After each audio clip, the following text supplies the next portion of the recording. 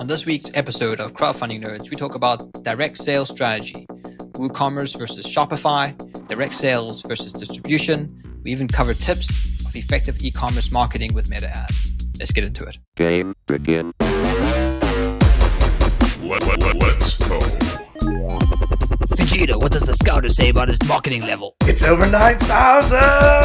What, 9,000? I must be using Crowdfunding Nerds. Amazing. Hey everybody, and welcome to another awesome episode of Crowdfunding Nerds. I am your host, Andrew Lowen, and I am joined, as always, by Sean. What's up, nerd? Hey. Hello. Well, now on this week's episode, we wanted to talk about something that was originally inspired by a question in our Crowdfunding Nerds community on Facebook. Somebody, was commenting about last week's podcast and the wonderful talk that we had about Mantis Falls, a game of trust, which I actually have right here because that came quickly. Yes, you bought it on the podcast, didn't you?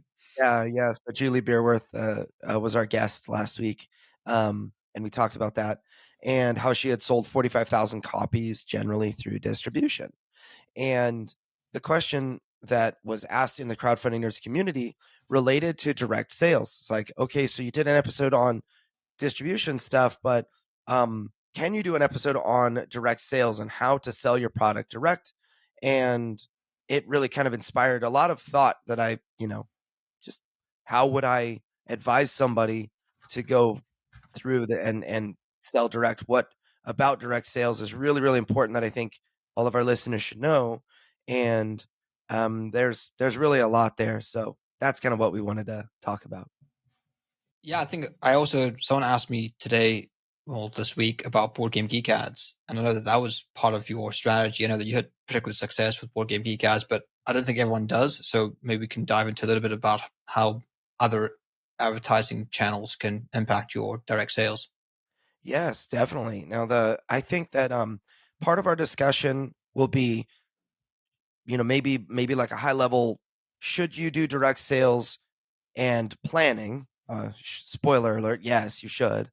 But how do you plan to do this? How do you implement? And I think there's a lot of universal truth that, very large clients should also be paying attention, or very large companies should be paying attention, as well as small people that have yet to actually even have a crowdfunding campaign.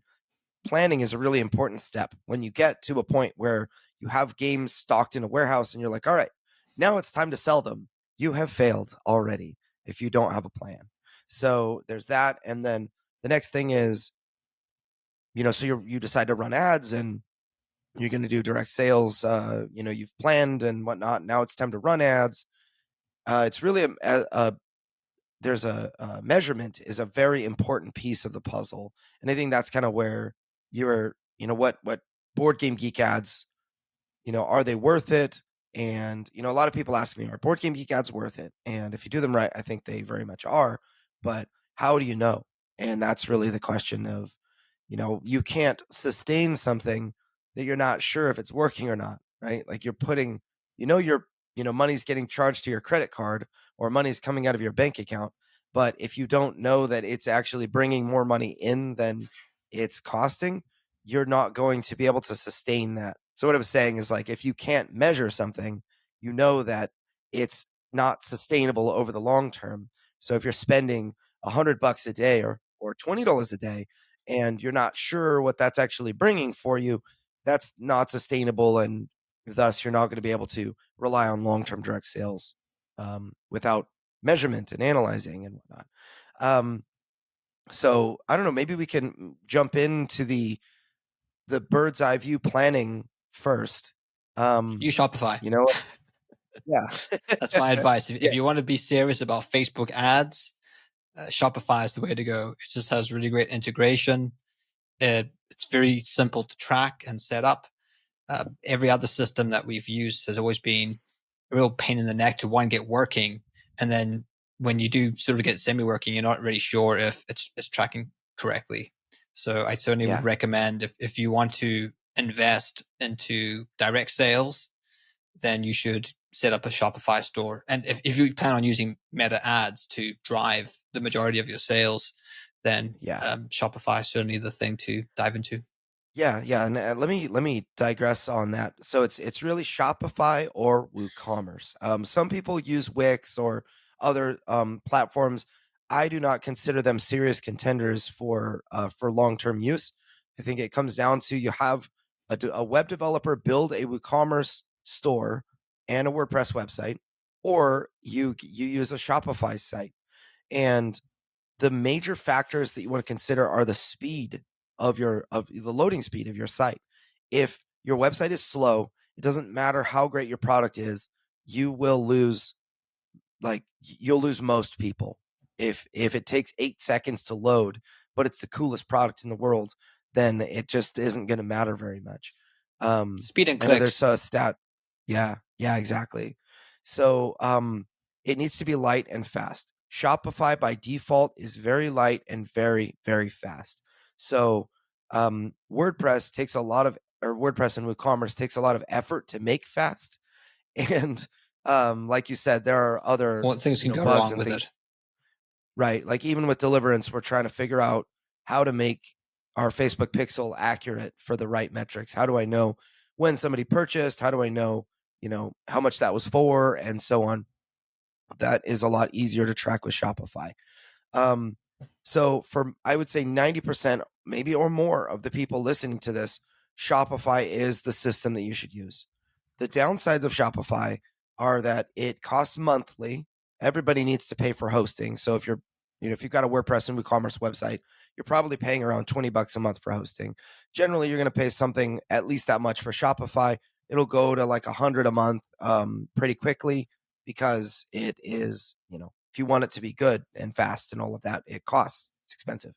Another downside is that Shopify owns Shopify websites. So you don't own the website technically.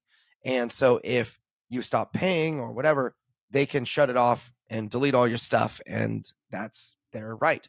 That's not really something I expect to come up a whole lot, but that is something that's true. Now, the last thing that I consider a negative with Shopify is that if you want to upgrade with plugins, they do have plugins and they work very nicely. They all cost a monthly fee.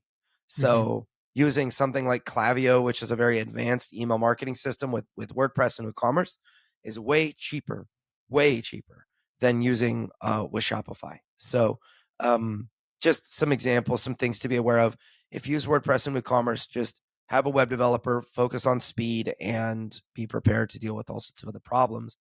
Most people are not really prepared to do that. They want to build a website themselves and whatnot, and Shopify is the site for that. Yeah, you really want to also try copy Amazon and limit the clicks. I know with some WooCommerce themes, they can introduce a lot of clicks. Like you put in your email next, then you have to put in your address next, then you put in your card details next. You really want a single screen where all the information can be put in, and then they just hit one button, checkout, or purchase. So you want to limit those clicks. Sometimes they have like individual screens, and that's just it's a nightmare to kind of work through and track that stuff as well. Yeah, and I'll also mention one other thing that Shopify has going for it is they have an abandoned shopping cart email, which the abandoned cart recovery with Shopify is pretty good. They recover on average 7% of the carts that are abandoned, and that is something you have to set up with WordPress.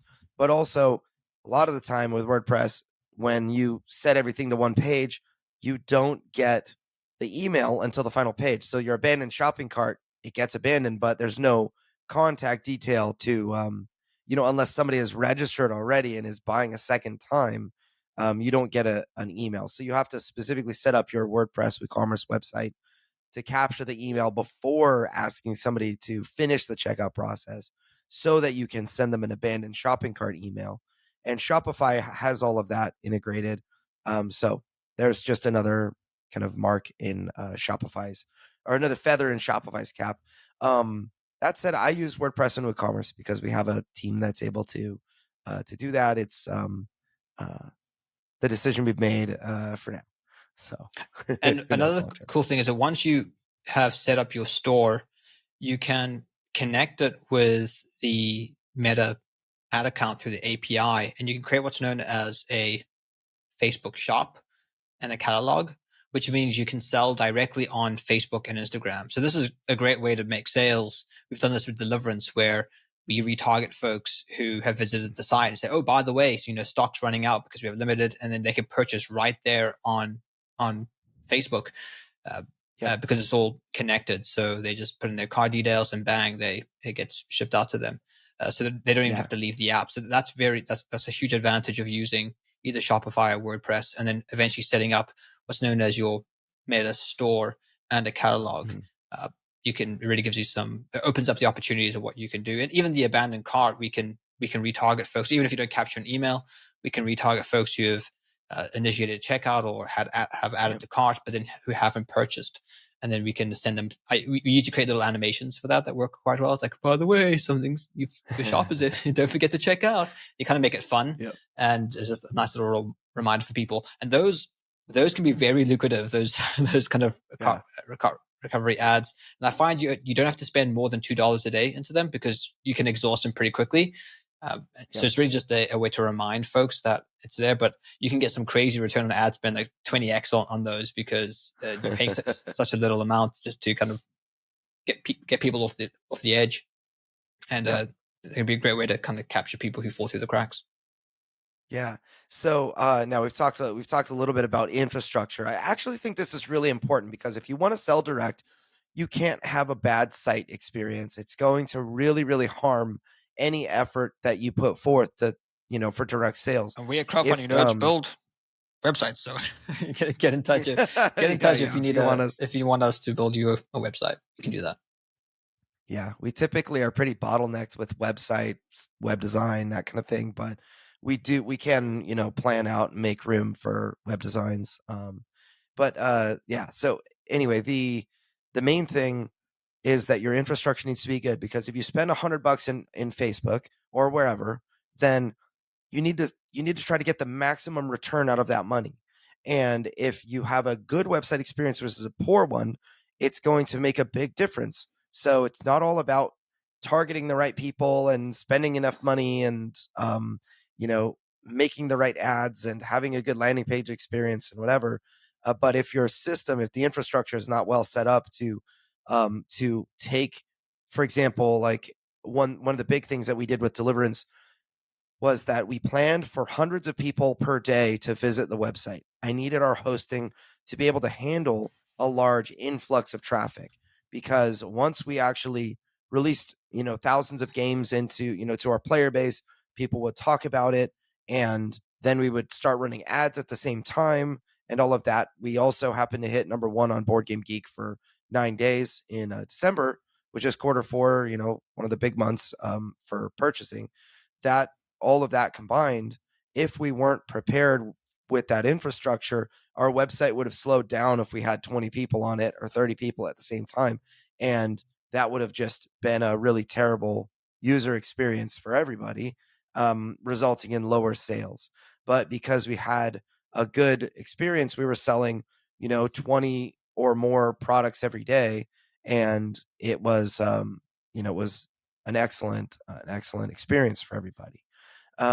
Okay, so now infrastructure. That's something to consider. Come back just something I want to bring up as well. So why use your own shop? Why use Shopify, or as you've spoken about, all WooCommerce on your own domain, on your own shop? Why not use something like GameFound and just have everything up on GameFound, or just keep your back-end pledge manager open?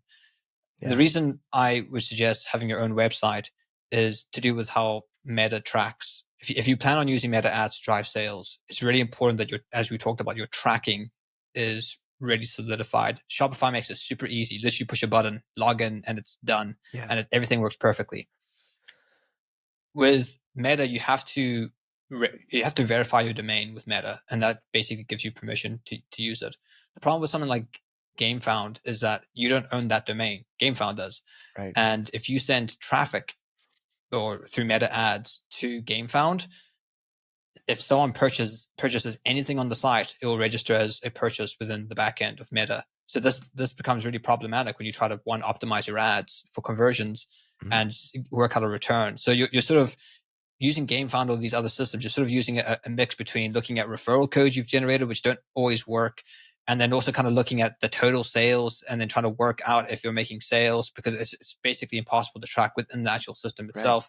I think the other disadvantage of using something like GameFound or these other systems is that when you're paying people to go to your site to purchase your things, what you don't want them to do is go to, for example, GameFound. I don't want to pick on GameFound, but it's a handy example. If someone goes to GameFound and then scrolls to the bottom, they're going to be recommended other products that you don't profit from, but GameFound does, and that's a huge disadvantage when you're trying to make sales. And you possibly could be sending folks to other pages. Now you could say, well, the advantage is if other people are trying to advertise on GameFound, they could possibly see your stuff as well. So yes, that is a possibility. But really, when you are trying to work out the maximum dollar in, dollar out, input output of your ad spend, you really want to make sure the tracking is as precise as possible. And this is really important when you want to start scaling and you want to start spending, thousands of dollars a month on your Facebook ads. Maybe you have a large catalog at some point. Then you really want to be serious about, really fine tuning those numbers, making sure that you're keeping track of those things, which is pretty much impossible to do on these other systems and sites. That's why I recommend that you have your own website that's connected to Shopify or to WooCommerce.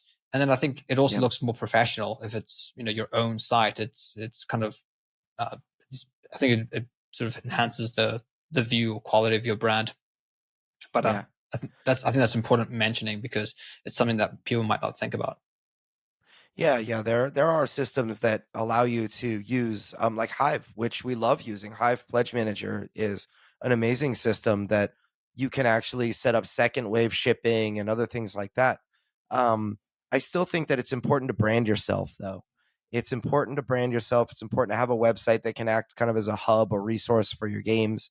And there are awesome things about pledge managers like BaggerKit or Hive that I really like, but I don't see them as a long-term solution. And again, it's you're basically tying yourself in forever to those companies, and if anything goes wrong or changes with those companies, then you are also in the same you're also experiencing the same problems. Yeah, or have And both, so right? So if someone does a Google search and then they're going to find, the GameFound or Hive listing, and they're going to find your website, and they're going to find it on Amazon. So I suppose the more places you can be, the easier it is for people to purchase. Then that's a win-win.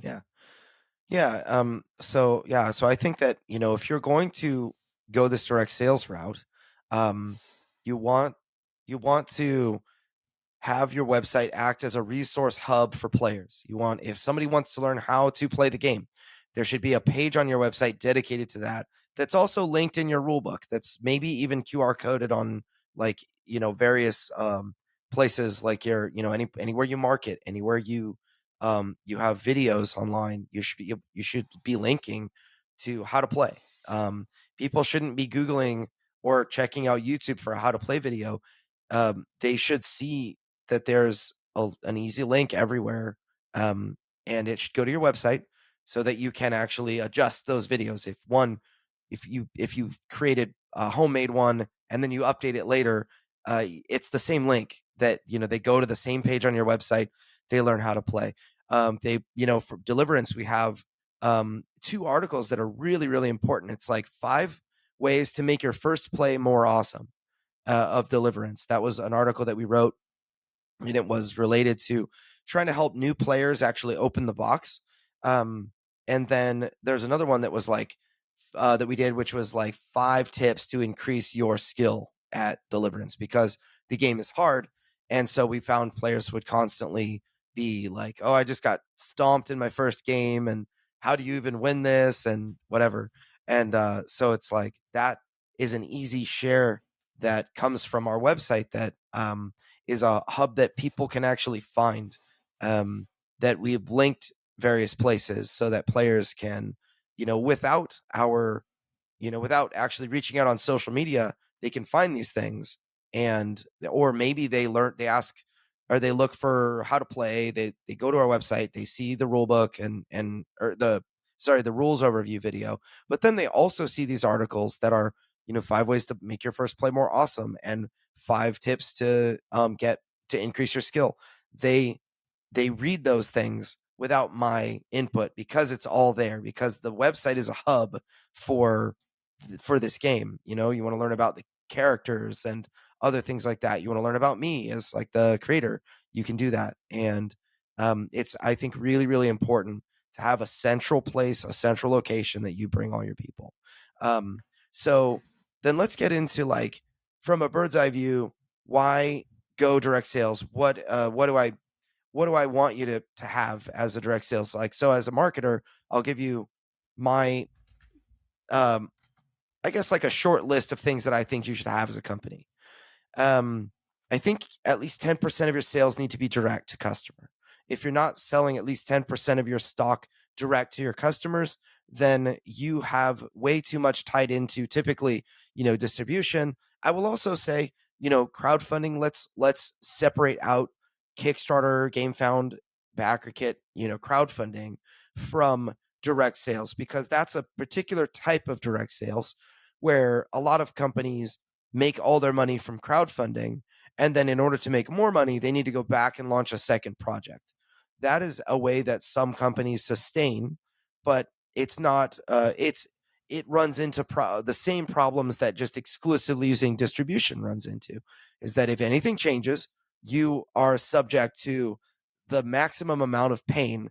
If crowdfunding is negatively impacted and all you're using is crowdfunding, then that's very painful. Mm-hmm. So I'm going to separate that out from direct sales. So what do I mean by direct sales? I mean people that go direct to your website and buy a product direct from your website. This can also be your Amazon listing that you manage yourself or whatever. So this is what I mean by direct sales. And I say 10% is a minimum number that I would advise every company, no matter their size, they should be aiming for at least that amount in direct sales. And my personal goal would be 20 to 30% if you are so this assumes that you have other sales channels. Now, the person that asked us in the in our Crowdfunding Nerds community that kind of inspired this episode, I'm assuming, is going to get 100% of his sales through a combination of crowdfunding and then direct sales, not in distribution. Small operation, hoping to launch maybe a first or second or third Kickstarter, and maybe he'll get to sell other products in those Kickstarters. But at the end of the day, after the Kickstarter campaigns are finished, rather months later, he's going to have product in a warehouse that he's responsible for moving. And direct sales is perceived probably as the only reliable way for this person to actually move that product. So that's a little bit of maybe more people listening to this podcast will be in that situation where they don't have the luxury of having a product that is highly desired, that is in distribution and making regular sales, like Julie Beerworth with Manus Falls, or that kind of thing. But then there are other groups of people that have products in distribution, or maybe have products that did well, that they're looking to kind of continue that tail. So I don't know if that frames it well enough, but that's kind of where my brain is operating. So we should probably also talk about price points. I know for example, in Deliverance, you're planning on creating a game that is at a lower price point. I think when it comes to direct sales, particularly using Meta, the price point's really important, because buyer intention is important where people are. With people who are perusing Facebook, they're not really in buyer mode. They're more in content curation mode. They're trying to find new things. So trying to make a sale through Facebook can be challenging if your price point is $200. People aren't just going to drop that nitty-willy. They're going to do a lot of research. And then again, they might take them 2 weeks to make a purchase. And that becomes harder to track if they're making purchases that are delayed. Well, something that is a smaller price point, it's easier to track. It's easier to make those conversions. And most of your conversions will happen through some type of retargeting. So that's important to keep in mind. So really trying to get people in at a low point, and then retarget them with, oh, by the way, you can add dice to this or whatever is super important. So Andrew, I don't know if you want to talk about your thoughts with Deliverance and creating a lower price point for your game, and then using that in your e-commerce direct sales strategy. Sure. So there are a couple of major reasons that customers will not buy something that they intend to buy, but they don't buy it right now. So they go to your website and then they see the price of the product. They're like, okay, I've heard about this thing and it looks fun, but if it's $90, that's a different decision than if it's 20. If it's 20, I'll probably just, jump on it because I feel like grabbing it. And even though, like for example, my purchase of Mantis Falls, the price was low enough that I could just, jump on it. And if I end up not playing it for the next 3 months, like that's not a problem because if I know I'll eventually get to it. I, but something like a Deliverance, which is $99, I'm not going to buy it if I don't want to play it right now. Like one of the things that I would love to buy right now is Chip Theory Games, Too Many Bones.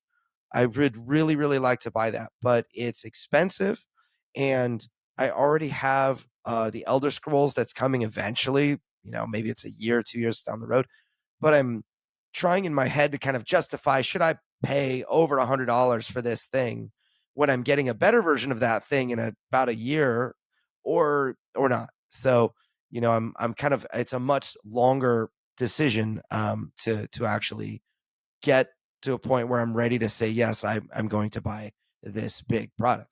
And that's not a deal breaker for direct sales. It just means that your customer has a longer decision-making process before they actually buy. So when your first Facebook ads start running, or Google ads, or Board Game Geek ads, you don't make any sales the first day, don't get discouraged.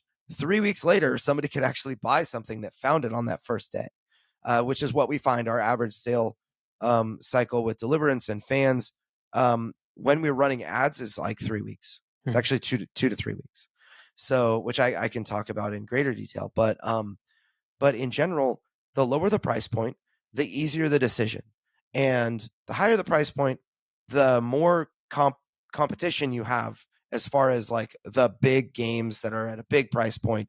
If you're going to buy this big game, then might as well think about the other big games that rival it. Whereas something that's like $50, there are a million games that are $50. So you're not really thinking about a particular game, Catan or Ticket to Ride or that's behind me, Chronicles of Crime. Yeah, it's within that impulse or buy range, right? Where you don't. Yeah. It's pricey enough to make a profit from, but it's not so pricey that people are going to sit down and really kind of work out and look at it. It's most people say, oh, okay, I'm okay spending $50 to $60 for this game, and boom, they buy it. And that's kind of why we used to recommend that lower price point for selling. And I think a great example of everything we're talking about is Modifius Entertainment. Go look at modifius.net or modifius.us and go look at their e-commerce store. They crush it. They do such a great job with their e-commerce, and they're a great example of having lots of different products at lots of different price points. And they've got a mix between their own games and games that they license and games that they have various IPs belonging to them and not belonging to them. So I think they do a really great job of diversifying their catalog, whilst also diversifying their price points. You can buy, big chunky board games for $200 with all the bits and pieces, or you can buy a set of minis for $20. So it's all there. Yep.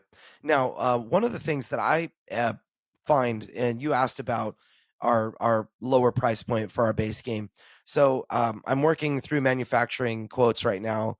It'll either be $59 or $69 for our base game, and then the deluxe, so I made a deluxe game that was like 5 inches tall and almost like a foot square, fits inside a calyx and everything, but it's a $99 game. So I'm actually taking that exact thing with the inserts inside it, and I'm taking the bottom 2 inserts and putting 5 angels in there out of the 9, and splitting the content from like the base game to the deluxe upgrade, we'll say, or like an expansion that adds new characters and whatnot. But and also the angel minis and everything. And so the base game is at the moment planned to be $59. And then, which is a really important price point. I think $59 is the new $49, due to inflation and all of that. But then the expansion, we'll say I call it the deluxe upgrade, but it's really an expansion that, when you combine these two things, gives you the deluxe game in 2 boxes. That's going to be $39. So I want to reach more people, and I'm going to do that through a $59 price tag. It's much more of a commodity at that point. I'm going to be able to sell it a lot easier, and I'm going to also be able to use that price point to upsell people a lot easier, as you said. So I will create bundles on our website that will have the Deliverance Deluxe bundle, and it's going to have both those products. It would be, I think, $59 and $39. It's like $108. We will mark it down to $99 so that people can bundle both those products in their cart and purchase them at a discounted price. That's another thing that's going to make people jump on it. Then we've got add-ons.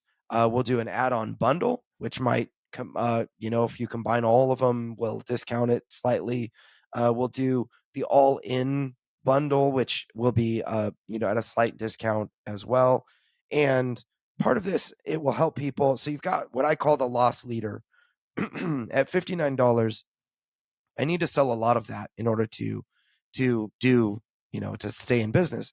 But through upsells, I can get one customer to pay twice that much and feel like they're getting great value, or 3 times that much and feel like they're getting great value. And that makes ads very, very profitable. So the key, I think, is to have a loss leader that people can buy, because a lot of people will pay $59, gift it to a friend or family member, and that family member plays, loves it, and they're like, what other content's available?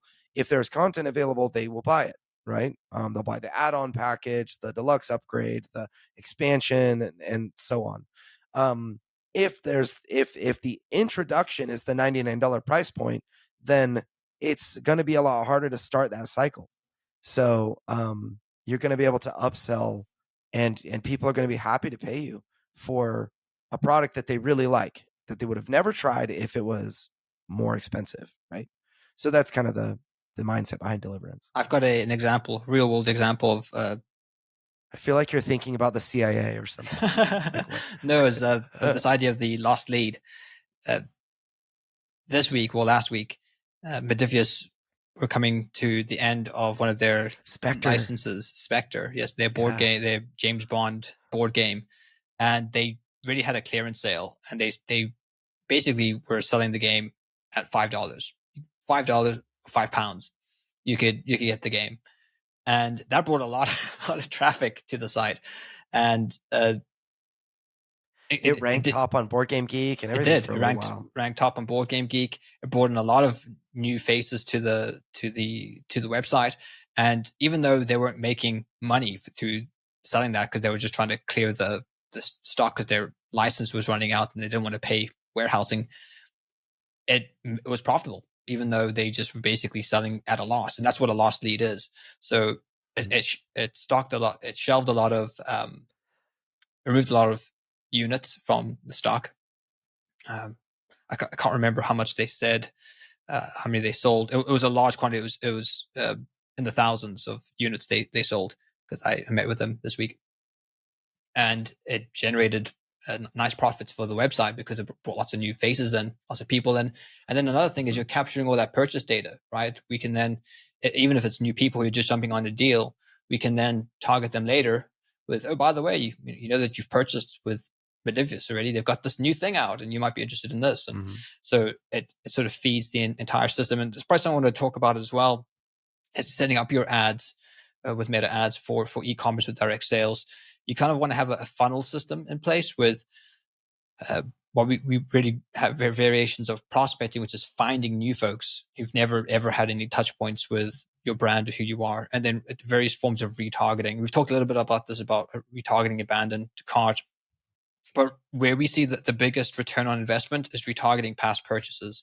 So people who've purchased with you once are more likely to purchase with you in the future. And this is again where it comes down to having a large catalog, because if people can buy, Deliverance from Low End Games, but then you have an expansion and you have this other game from Low End Games and, all these other things, then they're more likely to keep on buying your things. Yes, definitely. And I think that we've seen it's a lot easier to sustain your company with more products than it is with just one product. Yes. And that's one thing I think I fight like an uphill battle with Deliverance as a new company.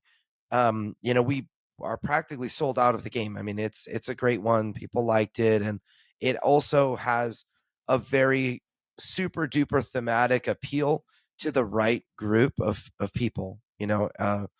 It's basically an instant purchase for a Christian D&D player. They're like, all right, yep, that's all the things I like. I'm buying this. I think that there are, many different types of games have, just a hardcore target market that really, really loves a particular thing, and so I think that that's probably one of the biggest things to consider is if the game is just not very thematically interesting, it's going to be hard to get people to buy it unless there are great reviews about it or something like that.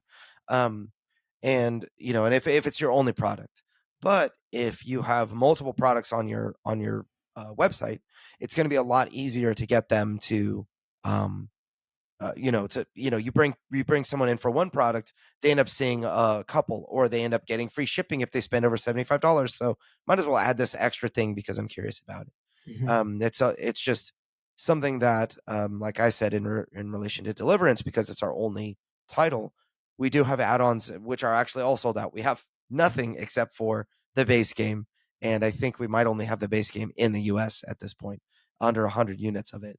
But that's the challenge, I think, is like, and we've seen, many companies come and run ads and with one product on their website. They have to make money with this one product, and it's hard. But then other companies come in and they've got, a line of products, and it gets a lot easier to just, increase the trends, or the number of or the average dollar sale with the same amount of transactions.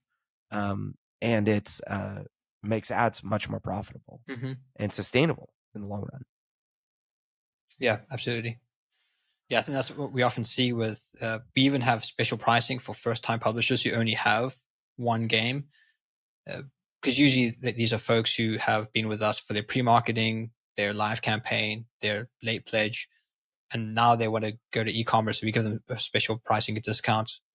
And another reason is it's hard to make those types of prolonged e-commerce accounts profitable because they only have one game. So really it's for folks coming in, yes or no, do I want this now or not? So making sales can be quite challenging. So we even offer special pricing for first-time publishers who only have a single game for this very reason. Right.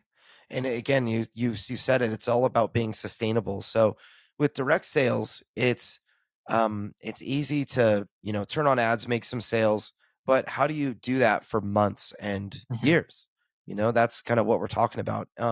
So earlier, I told everybody on this that's listening to this podcast why you should, that I believe you should make direct sales 10 to 30% of your your general sales. And I never really talked about why, though. Why should my direct sales be 10 to 30%? And bottom line, you want to future proof yourself. I kind of alluded to it before, but if there are, if distribution goes through another 2020, then you will hamstring the amount of sales you can make. But everybody that was on Amazon at that time did incredibly well. So the challenges I find of market conditions, market shenanigans are going to be sometimes balanced against your maybe one method of selling is unaffected by those things. And that is really, really important. So we're talking about sustainability as a company. If all your eggs are in one basket and that basket starts to falter, your company will start to falter. So direct sales, I will say, is probably one of the most stable methods of selling. It allows a company to make the greatest margin from their product. It allows a company to expose their product to new people that might not otherwise be exposed to it, and that kind of thing. So even within direct sales, it's not just selling online. Like there are other ways to do it, like going to conventions, meeting people, and selling direct there, which we can kind of get into. But the why behind direct sales and why you should, care about direct sales is because you future proof your company, you increase the longevity of your company, and you'll actually find more people that want your stuff. So, you'll travel in more circles through direct sales. So, I don't know if you have anything to add to that, Sean. No, I think I've sort of covered everything that comes to mind. Okay. Yeah, I just think the importance of being able to track what you're doing is going to be important for scaling. Because if you want to start spending, thousands of dollars on your advertising, because you've got a really stellar product, you can't do that unless you can really work out that by investing that amount, that it will be profitable. And maybe one thing we should probably just touch on is that we find with scaling meta ads in particular, it's always best done incrementally. If you just suddenly jump up, you can often pay too much for your placements. So you want to always do it with the results, scale with the results, do it gradually, and go from there. Yep. That's a good point. And actually, to contrast that with Google Ads, we're working with clients that run Google Ads, and you don't scale those incrementally, do you? It's like you have to jump with Google Ads. You put an amount down, and you have to sustain that for at least a week in order to see if it's working. Whereas Meta, you can get an idea, relatively quickly, and it's a much different algorithm, much different machine than Meta, isn't it? Yeah, a different user base as well in terms of their buyer intention. Google's far more people searching to make purchases, so the buyer intent is much higher. So, different approach. Yeah, you kind of have to divide the people that are looking for information on Google from the people that are looking to purchase, because sometimes you can spend a lot of money on somebody looking for information. You can get a lot of clicks from people looking for information that aren't yet ready to buy. And if they're going to your product page, it's not going to result in great numbers. And so it's interesting, very interesting. User intent is really, really important on Google. And whereas like on Amazon, it's fairly obvious that they're planning on buying something. So the user intent is always to purchase. When somebody's searching a keyword on Amazon, it's always to purchase, at least to consider purchasing, to see what options there are so they can purchase the best one or the cheapest one or the one with highest rating or whatever. On Facebook, the buyer intent is also fairly clear, which is that they're not interested in purchasing per se. They're interested in gathering information and just they're kind of maybe blowing off some steam or whatever. But it's always like the what's that? What I call it what's that or shiny rock. You've got this shortcut to buyer. Buyers take this shortcut rather than using their neocortex and rational thought. They'll actually just say, "Oh, well, what's that?" And then all of a sudden they were, spying on their friends, and about to argue politics with someone, but now they're very interested in this little new rabbit hole of what is deliverance or, whatever product it is. And so I feel like that is fairly consistent with people, who sold t-shirts, like as seen on TV products, Shark Tank type products. We've sold board games and RPGs and tons of other things, and I think that the buyer intent of Google is most curious. So I guess maybe to wrap, I think there are some companies that do a really, really great job with direct sales. I always point to Chip Theory Games with this because they do not have generally, they've had experiences where their products like Too Many Bones is very popular. I mentioned it earlier. That product, they did a version that made it into retail, specifically for retail, but Chip Theory Games makes their products like so high quality that they couldn't really afford to make them at prices that would be anything other than direct sales. So they're not making 5-to-1 or 6-to-1 on the for landed cost of their product.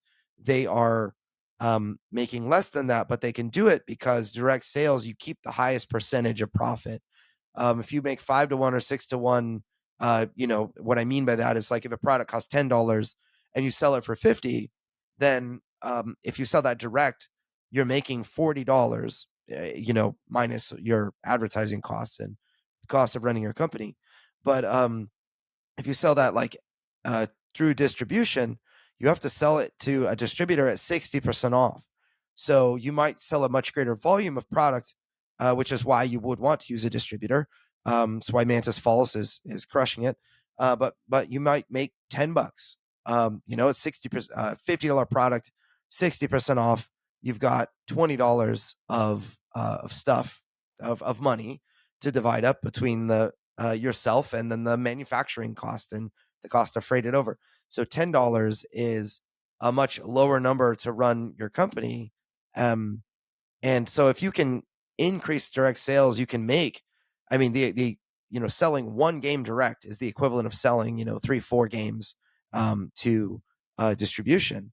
And so it's a lot easier to sell one thing than 4 things.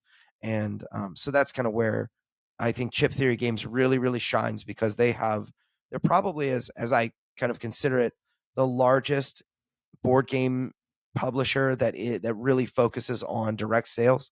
So they use Kickstarter and crowdfunding. They go to conventions and sell direct to customers that are there. And then they also sell direct on their website, and they have email lists and other things like that. We should probably get them on our podcast at some point to talk about that direct sales strategy. So if you're listening to this, Chip Theory Games team, we want to interview you. And then I think Stonemaier Games does a really great job of being diversified. So Stonemaier Games, they used to use Kickstarter, and now they don't. What they do now is they issue pre-orders. They make a huge print run. They made a huge print run of Wormspan, for example. 100,000 units is what they made. And they are going to absolutely sell all of them. But they allocated a certain amount for retail and distribution, and they allocated the rest for direct sales and customer pre-orders. And then they ran a pre-order on their website. They maintain a very large email list, which if they were maintaining the number of Kickstarter followers or the number of GameFound followers, they would not be able to do. So, consider that if you plan on being a long-term sustainable, business owner, you would definitely want to have your own email list. Then they use Stonemaier Champions, which is a cool program. They have a lot of different programs to encourage people to buy direct. But I'll say the final thing that I really want to encourage you guys with in regard to direct sales is that advertising direct to your customer, and this is something I found with Deliverance as well, advertising direct to your customer gets retailers wanting to buy your product, because customers will see your ad. They'll walk into their local game store and say, do you have this product for sale? Can you get this product? And the retailer will say, I don't know. Let me check it out. And they'll do the legwork, contact you and want to buy units. Selling direct to a retailer is, you sell it at half off and, plus some shipping, but then you're still making a better margin than if you sold at 60% off to a distributor who would then sell to a retailer. And retailers, a lot of them do like to buy direct from publishers. So I find that to be very interesting. But in our running ads, it was so we started selling a lot of product to customers, and then we had a lot of retailers start to reach out to us and say, hey, you have this product, can we buy 6 units, or can you send us your retailer rate sheet or whatever? And that was specifically because we were selling direct to customers. And so I think that with, through running ads on Board Game Geek, which is where some of our retailers said, like, yeah, we look at Board Game Geek ads and we look for products to buy from the Board Game Geek ads, which is one thing I thought was really cool. So if you have a product that is direct sale, like, direct to customer, can ship in 2 to 5 days, Board Game Geek ads can actually do really well for you. So anyway, I thought I would share that. And maybe like a last thing, because we brought it up earlier, is the average Deliverance customer that just sees the product for the first time on Facebook ads or something, maybe like a reviewer video, they take 2 to 3 weeks of time to review. So what they'll do is they will join our social media, which is where I ask them, hey, how did you hear about Deliverance? And they say, oh, I saw it on an ad, or I saw it, Alex at Board Game Co. reviewed it, and that kind of thing. So I'll find out where they found us. I'll ask them, do you have the game? Or they're like, oh no, I'm considering it. And they ask lots of questions. Or maybe people that buy tell us, oh yeah, I have been interested in this game for a long time, but one of my challenges with the game is X, Y, or Z. I wanted to have these questions answered before I commit. So that's something that I think is very very cool to learn, but something to encourage you guys. If you turn on Facebook ads and people aren't buying right away, then it might be that they're doing research. And if you have no review videos out there, if you have no how to play videos and whatnot, there's nothing to research. So you have to get that stuff out there, right? So any final thoughts, Sean, before we wrap this one? Nope, I think that's covered the issue. Awesome. Very good. So hopefully, Mr. Dude from Crowdfunding Nerds community that asked this question, you appreciate this. Robot Richard, send us on out. Well, that's all the time we have for this week's episode of Crowdfunding Nerds. For more resources, articles, and to listen to past podcasts, please visit us at crowdfundingnerds.com. And if you have a crowdfunding question, we also have a page on our site where you can send a message directly to us. Please visit crowdfundingnerds.com/question. And if your question is a great question, we may include it in a future podcast. Thank you all again for listening to this week's episode, and we'll see you next week. Stay nerdy.